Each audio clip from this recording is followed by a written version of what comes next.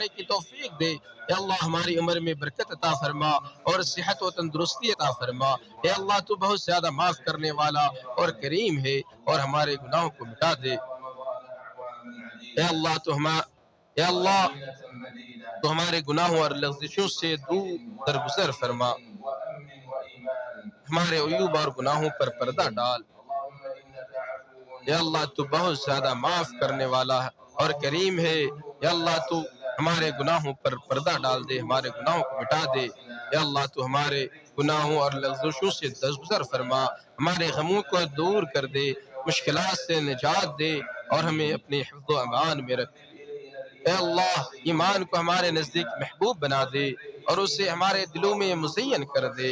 کفر و فسق اور نافرمانی کو ناپسندیدہ بنا دے، اور ہدایت یافتہ لوگوں میں ہمیں شامل فرما۔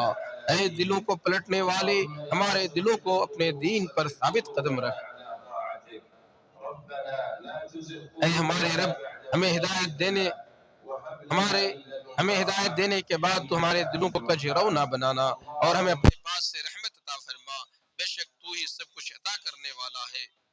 اے اللہ تو ہماری مغفرت فرما، ساتھ ہی ہمارے والدین اور تمام مومن مردوں اور عورتوں کی مغفرت فرما، ہمارے مریضوں کو شفا عطا فرما، آزمائشوں میں مبتلا لوگوں کو عافیت دے، اور ہمارے مردوں پر رحم فرما۔ اے اللہ تو اسلام اور مسلمانوں کو غلبہ عطا فرما۔ اے اللہ تو ہر جگہ اسلام اور مسلمانوں کو غلبہ عطا فرما، شرک اور اہل شرک کو ذلیل و رسوا کر دے، دین کے دشمنوں کو ہلاک کر دے، اس ملک کو اور دیگر تمام اسلامی ممالک کو امن و امان کا گہوارہ بنا دے۔ اے اللہ تو ہمیں اپنے ملکوں میں امن و امان عطا فرما، ہمارے حکمرانوں اور قیادت کی اصلاح فرما۔